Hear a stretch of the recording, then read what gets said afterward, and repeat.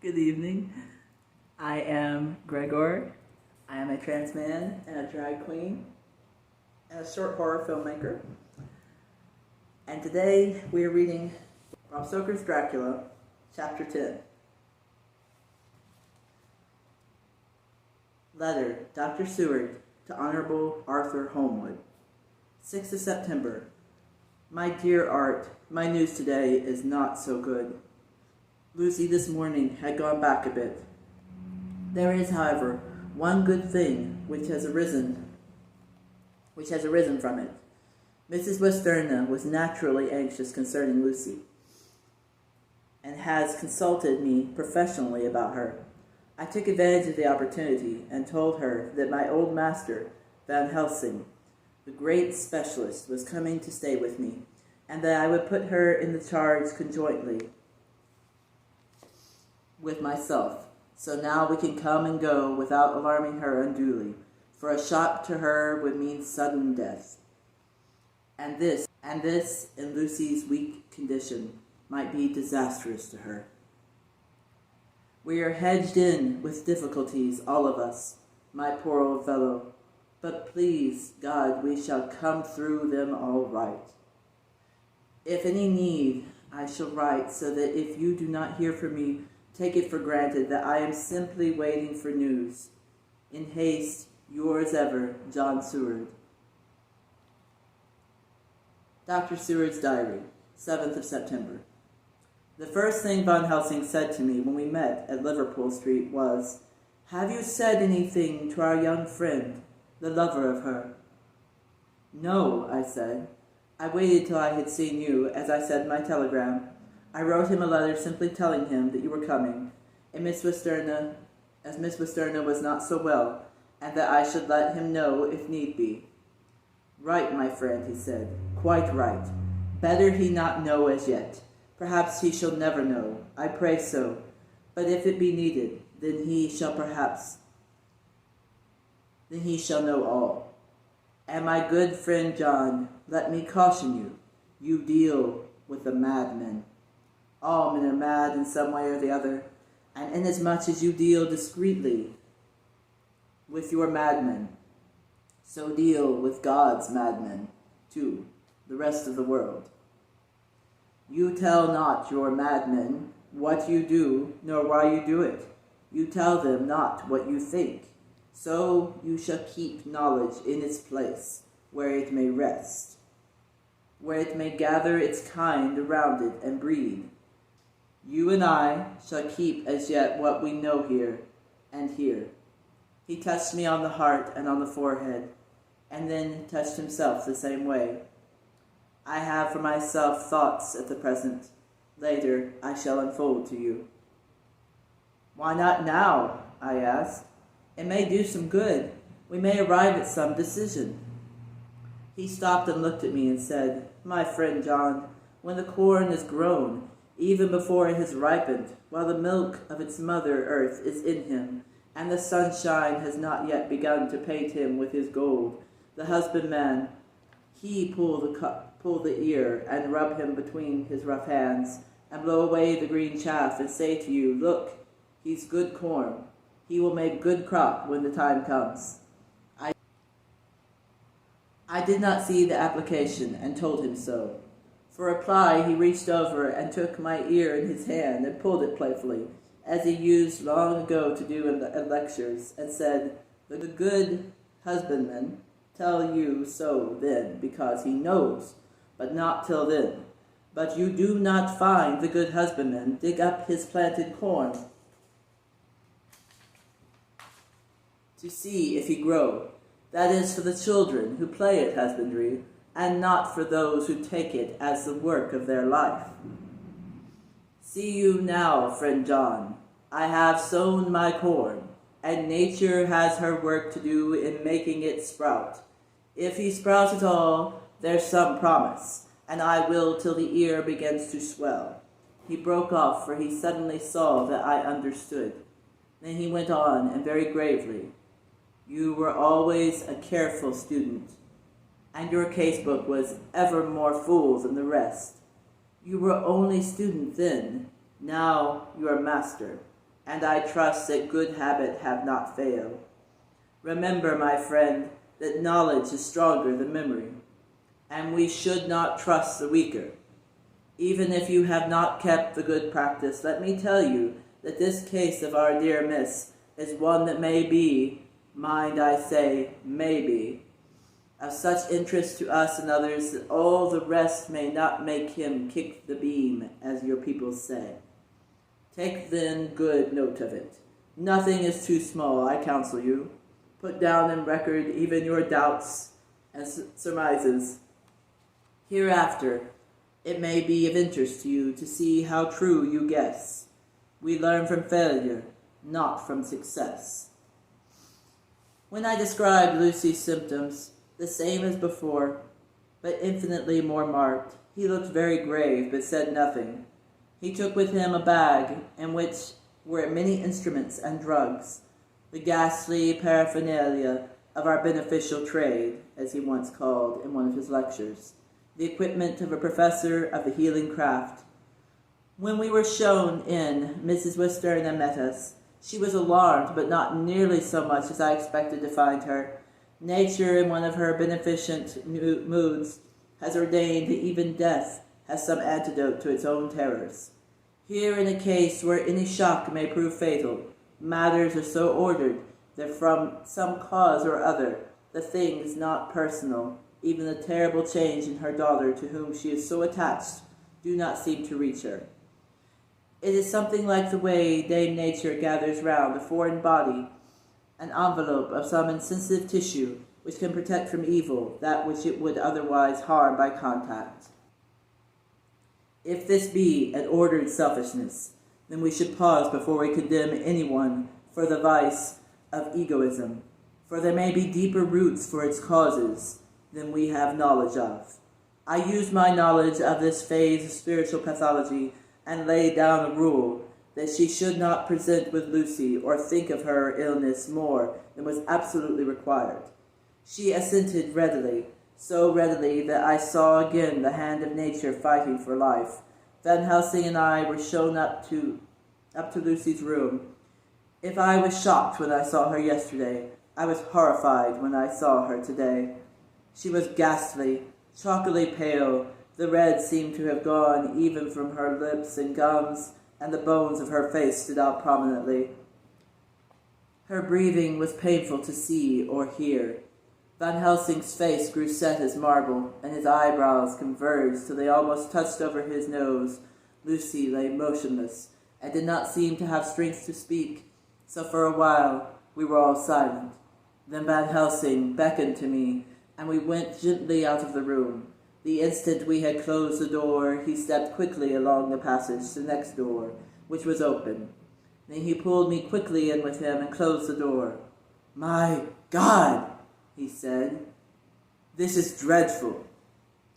There is no time to be lost. She will die for sheer want of blood to keep the heart's action as it should be. There must be transfusion of blood at once. Is it you or me?" "I am younger and stronger, Professor. It must be me." "Then get ready at once. I will bring up my bag. I am prepared." I went downstairs with him, and as we were going there was a knock at the hall door. When we reached the hall, the maid had just opened the door, and Arthur was stepping quickly in. He rushed up to me, saying in an eager whisper, "Jack, I was so anxious. I read between the lines of your letter, and have been in agony. The dad was better, so I ran down here to see for myself. Is not that gentleman Dr. Van Helsing?" "I am so thankful to you, sir, for coming." When first the professor's eye had lit upon him, he had been angry at any eruption at such a time, but now, as he took in his stalwart proportions and recognized the strong young manhood which seemed to emanate from him, his eyes gleamed. Without a pause, he said to him gravely as he held out his hand, "Sir, you have come in time. You are the lover of our dear miss. She is bad, very, very bad. Nay, my child, do not go like that." For he suddenly grew pale and sat down in a chair almost fainting.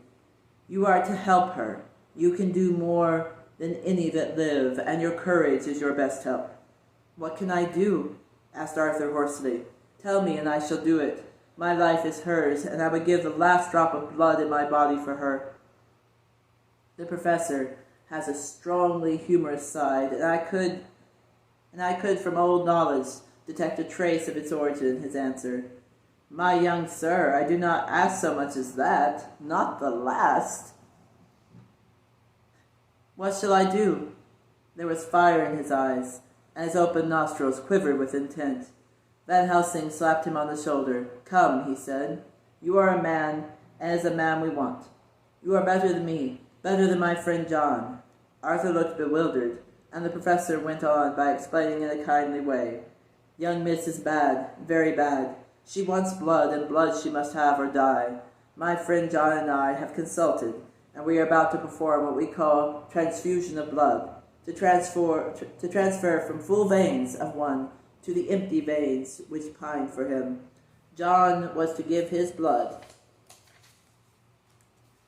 as he is the more young and strong than me." Here Arthur took my hand and wrung it hard in silence. "But now you are here.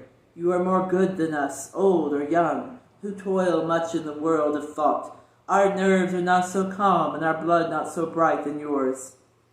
Arthur turned to him and said, "If you only knew how gladly I would die for her, you would understand." He stopped with a sort of choke in his voice. "Good boy." "God, boy," said Van Helsing, "in the not so far off, you will be happy that you have done all for her you love. Come now and be silent. You shall kiss her once before it is done, but then you must go, and you must leave at my sign. Say no word to madam. You know how it is with her. There must be no shock. Any knowledge of this would be one. Come." We all went up to Lucy's room. Arthur, by direction, remained outside. Lucy turned her head and looked at us, but said nothing. She was not asleep, but she was simply too weak to make the effort. Her eyes spoke to us, that was all. Van Helsing took some things from his bag and laid them on a little table out of sight.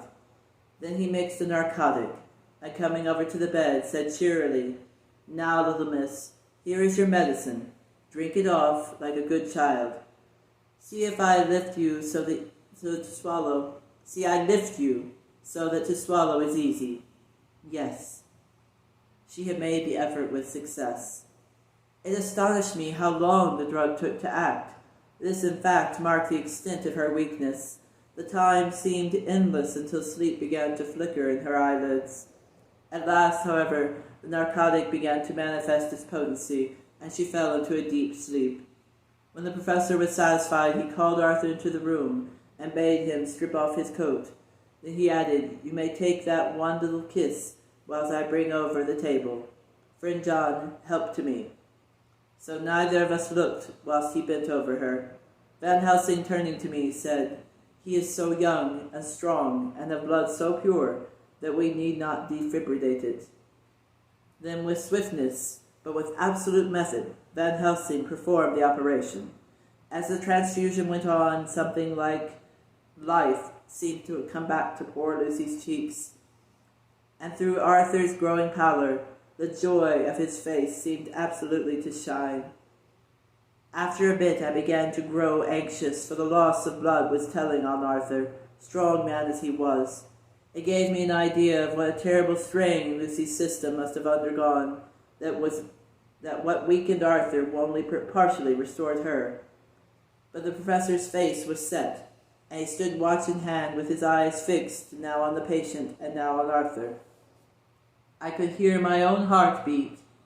Presently he said in a soft voice, "Do not stir an instant. It is enough. You attend him, I will look to her." When all was over, I could see how much Arthur was weakened. I dressed the wound and took his arm to bring him away. When Van Helsing spoke without turning round, the man seemed to have eyes in the back of his head. The brave lover, I think, deserve another kiss, which he shall have presently. And as he had now finished his operation, he adjusted the pillow to the patient's head, and he did so, as he did so, the narrow black velvet band, which she seemed always to wear around her throat, buckled with an old diamond buckle which her lover had given her, was dragged a little bit, and showed a red mark on her throat. Arthur did not notice it, but I could hear the deep hiss of indrawn breath, which is one of Van Helsing's ways of betraying emotion. He said nothing at the moment, but turned to me, saying, "Now take down our brave young lover, give him of the port wine, and let him lie down a while.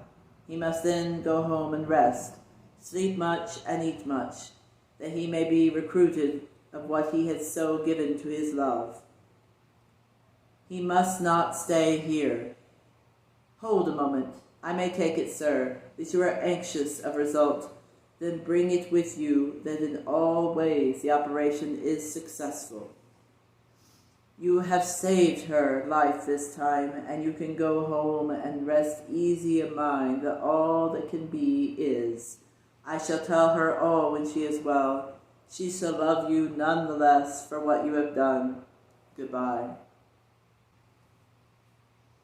When Arthur had gone, I went back to the room. Lucy was sleeping gently, but her breathing was stronger. I could see the counterpane move as her breast heaved. By the bedside sat Van Helsing, looking at her intently. The velvet band again covered the red mark. I asked the professor in a whisper, "What do you make of that mark on her throat?" "What do you make of it?"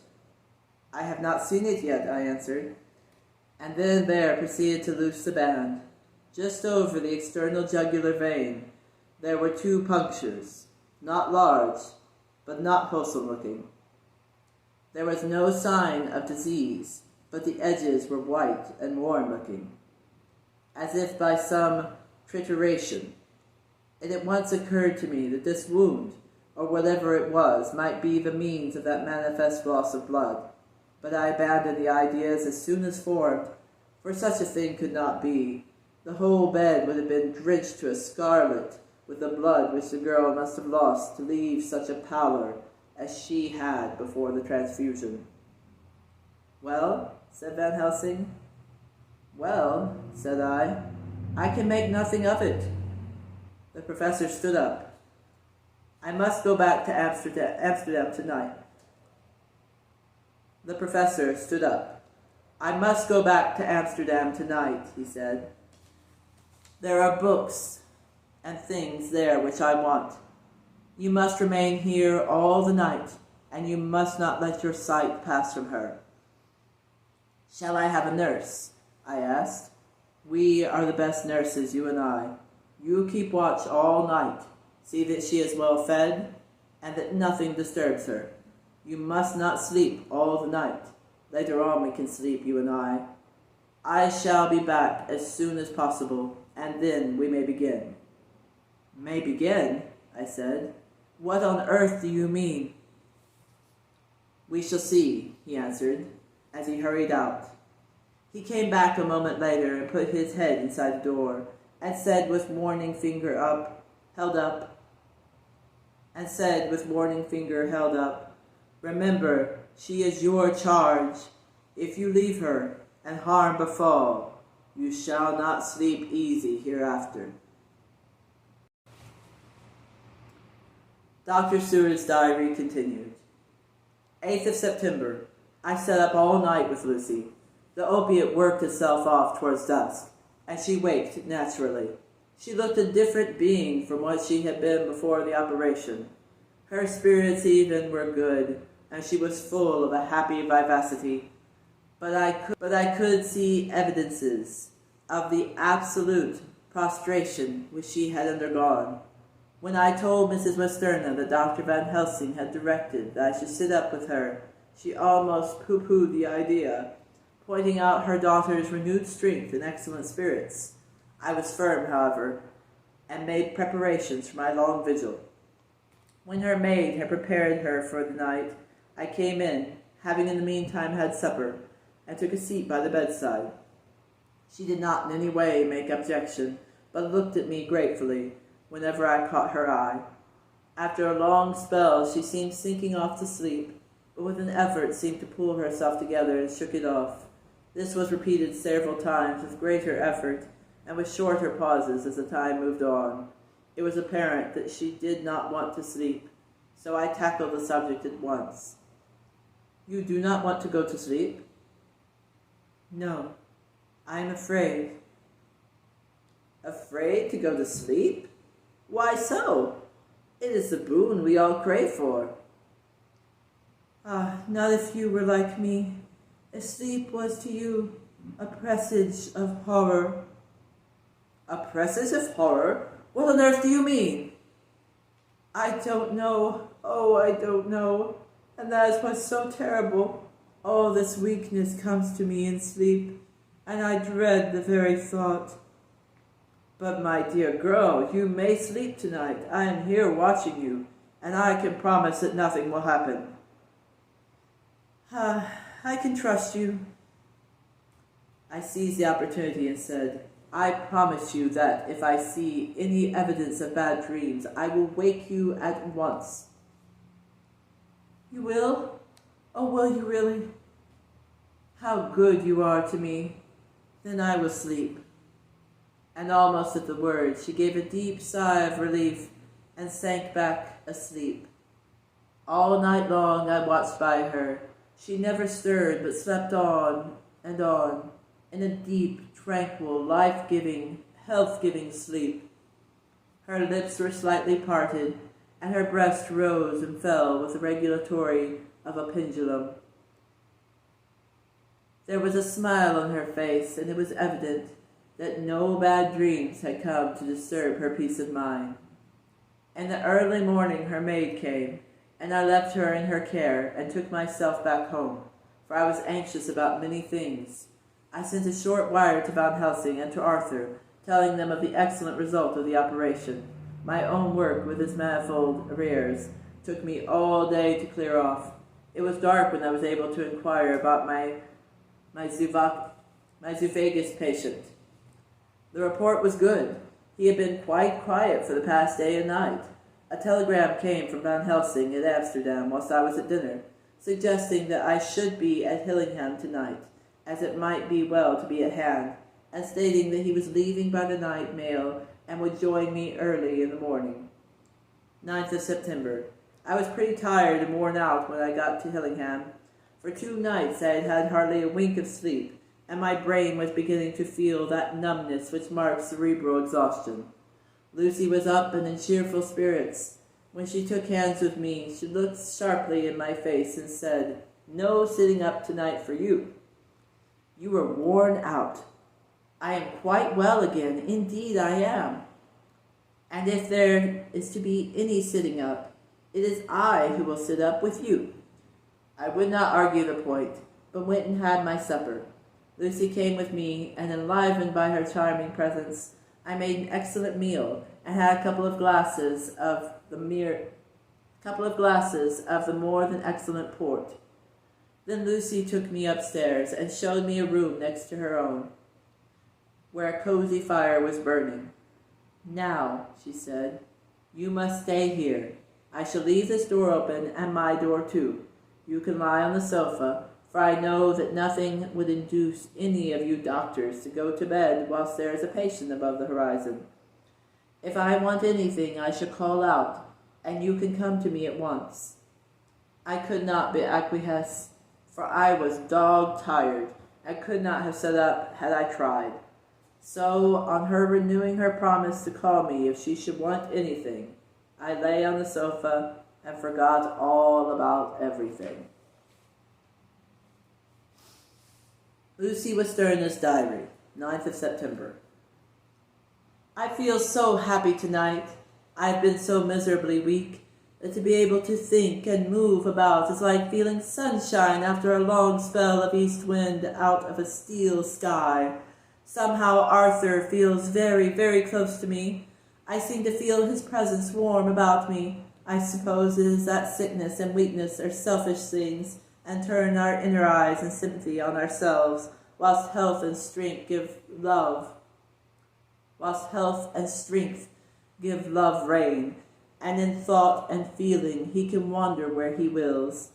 I know where my thoughts are, if Arthur only knew. My dear, your ears must tingle as you sleep, as mine do waking. Oh, the blissful rest of last night!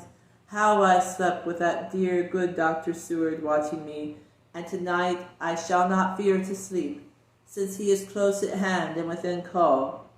Thank everybody for being so good to me. Thank God. Good night, Arthur. Dr. Seward's Diary, 10th of September. I was conscious of the professor's hand on my head, and started awake all in a second. That is one of the things that we learn in an asylum at any rate. And how is our patient? Well, when I left her, or rather when she left me, I answered. Come, let us see, he said, and together we went into the room. The blind was down, and I went over to raise it gently, whilst Van Helsing stepped with his soft cat-like tread over to the bed. As I raised the blind and the morning sunlight flooded the room, I heard the professor's low hiss of inspiration, and knowing its rarity, a deadly fear shot through my heart. As I passed over, he moved back, and his exclamation of horror, Gott in Himmel, needed no enforcement from his agonized face. He raised his hand and pointed to the bed, and his iron face was drawn and ashen white. I felt my knees begin to tremble. There on the bed, seemingly in a swoon, lay poor Lucy, more horribly white and wan-looking than ever. Even the lips were white, and the gums seemed to have shrunken back from the teeth, as we sometimes see in a corpse after a prolonged illness. Van Helsing raised his foot to stamp in anger, but the instinct of his life, all the long years of habit, stood to him, and he put it down again softly. Quick, he said, bring the brandy. I flew to the dining room and returned with the decanter. He wetted the poor white lips with it, and together we rubbed palm and wrist and heart. He felt her heart, and after a few moments of agonizing suspense said, It is not too late. It beats, though but feebly. All our work is undone. We must begin again. There is no young Arthur here now. I have to call on you yourself this time, friend John. As he spoke, he was dipping into his bag and producing the instruments for transfusion. I had taken off my coat and rolled up my shirt sleeve. There was no possibility of an opiate just at present, and no need of one, and so without a moment's delay we began the operation. After a time, it did not seem a short time either, for the draining away of one's blood, no matter how willingly it be given, is a terrible feeling. Van Helsing held up a warning finger. Do not stir, he said. But I fear that with growing strength she may wake, and that would make danger. Oh, so much danger. But I shall precaution take. I shall give hypodermic injection of morphia. He proceeded then swiftly and deftly to carry out his intent. The effect on Lucy was not bad, for the faint seemed to merge subtly into the narcotic sleep. It was with a feeling of personal pride that I could see a faint tinge of color steal back into the pallid cheeks and lips. No man knows till he experiences it, but it is to feel his own lifeblood drawn away into the veins of the woman he loves. The professor watched me critically.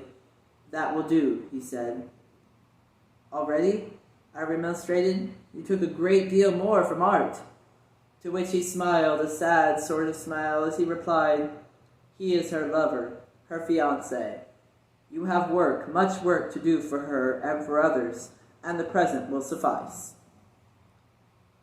When we stopped the operation, he attended to Lucy, whilst I applied digital pressure to my own incision. I lay down whilst I waited his leisure to attend to me, for I felt faint and a little sick. By and by he bound up my wound and sent me downstairs to get a glass of wine for myself. As I was leaving the room, he came after me and half whispered, Mind, nothing must be said of this. If our young lover should turn up unexpected as before, no word to him. It would at once frighten him and embellish him too. There must be none so. When I came back, he looked at me carefully and then said, "You are not much the worse. Go into the room and lie on your sofa and rest a while. Then have much breakfast and come here to me." I followed out his orders, for I knew how right and wise they were. I had done my part, and now my next duty was to keep up my strength. I felt very weak, and the weakness lost something of the amazement at what had occurred.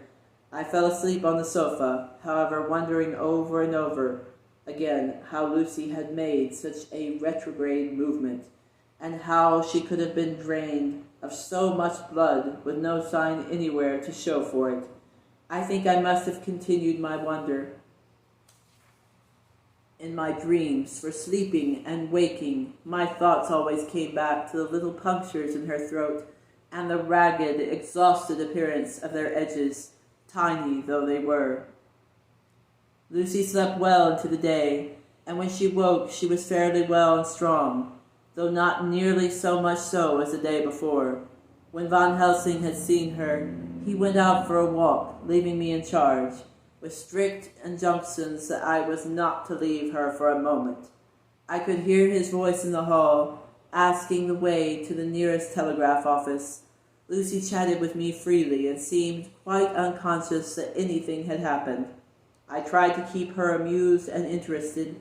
When her mother came up to see her, she did not seem to notice any change whatever, but said to me gratefully, "We owe you so much, Dr. Seward, for all you have done, but you really must now take care not to overwork yourself. You are looking pale yourself. You want a wife to nurse and look after you a bit, that you do." As she spoke, Lucy turned crimson, though it was only momentarily, for her poor wasted veins could not stand for long such an unwanted drain to the head. The reaction came in an excessive pallor as she turned imploring eyes on me. I smiled and nodded and laid my finger on my lips. With a sigh, she sank back amid her pillows. Van Helsing returned in a couple of hours and presently said to me, "Now you go home, and eat much and drink enough. Make yourself strong. I stay here tonight, and I shall sit up with little miss myself. You and I must watch the case, and we must have none others to know. I have grave reasons. No, do not ask them. Think what you will. Do not fear to think even the most not probable. Good night." In the hall, 2 of the maids came to me and asked if they or either of them might not sit up with Miss Lucy. They implored me to let them, and when I said it was Dr. Van Helsing's wish that either he or I should sit up, they asked me quite piteously to intercede with the foreign gentlemen. I was much touched by their kindness. Perhaps it was because I am weak at present, and perhaps it was on Lucy's account that their devotion was manifested, for over and over again I had seen similar instances of women's kindness. I got back here in time for a late dinner, went my rounds all well, and set this down whilst waiting for sleep. It is coming. 11th of September. This afternoon I went over to Hillingham, found Van Helsing in excellent spirits, and Lucy much better. Shortly after I had arrived, a big parcel from abroad came for the professor. He opened it with much impressment, assumed, of course, and showed a great bundle of white flowers. "These are for you, Miss Lucy," he said. "For me?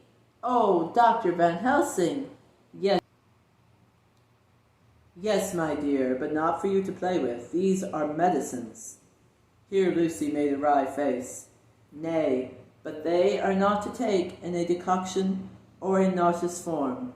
So you need not snub that so charming nose, or I shall point out to my friend Arthur what woes he may have to endure in seeing so much beauty that he so loves so much distort. Aha, my pretty miss, that bring the so nice nose all straight again.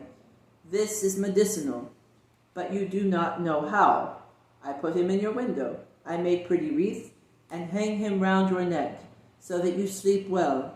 Oh yes, like the lotus flower, make your trouble forgotten. It smells so like the waters of death, and of that fountain of youth that the conquistadors sought for in the Floridas, and find him all too late. Whilst he was speaking, Lucy had been examining the flowers and smelling them. Now she threw them down, saying with half laughter and half disgust, "Oh, Professor, I believe you are only putting up a joke on me. Why, these flowers are only common garlic." To my surprise, Van Helsing rose up and said with all his sternness, his iron jaw set and his bushy eyebrows meeting, "No trifling with me, I never jest. There is grim purpose in all I do, and I warn you that you do not thwart me. Take care for the sake of others, if not for your own."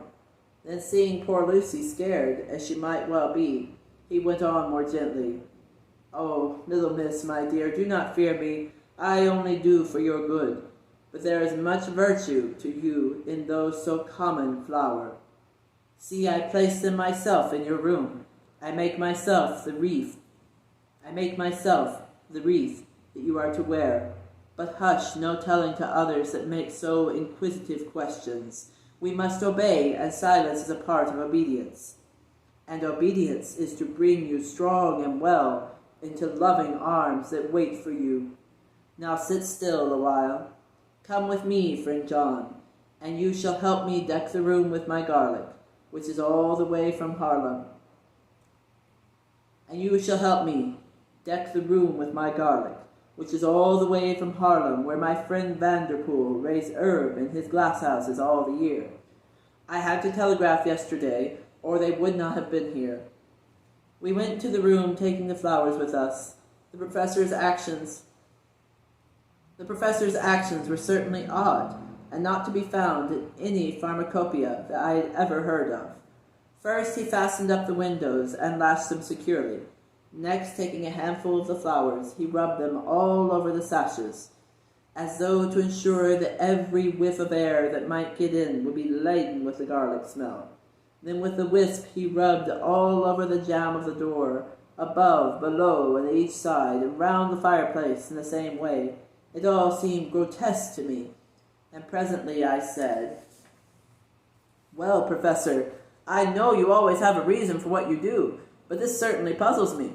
It is well we have no skeptic here, or he would say that you were working some spell to keep out an evil spirit." "Perhaps I am," he answered quietly, as he began to make the wreath which Lucy was to wear round her neck. We then waited whilst Lucy made her toilet for the night, and when she was in bed he came and himself fixed the wreath of garlic round her neck. The last words he said to her were, "Take care you do not disturb it, and even if the room feel close, do not tonight open the window or the door." "I promise," said Lucy, "and thank you both 1,000 times for all your kindness to me. Oh, what have I done to be blessed with such friends?" As we left the house in my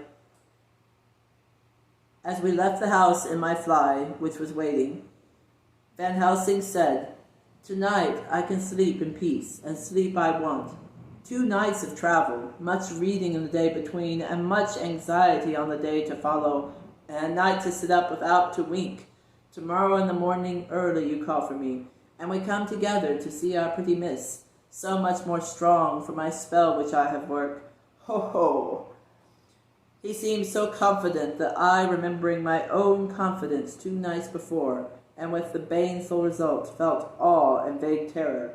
It must have been my weakness that made me hesitate to tell it to my friend, but I felt it all the more, like unshed tears. I felt it all the more like unshed tears. Last line is really good. So, next time we'll be reading Bram Stoker's Dracula, Chapter 11. I'm anxious to see what happens to Lucy, and I hope that you tune in. Please like, share, and subscribe, and consider becoming a Patreon supporter, as that will help me to continue to make drag readings and trans education here on YouTube. Thank you so much for watching, and have a beautiful day.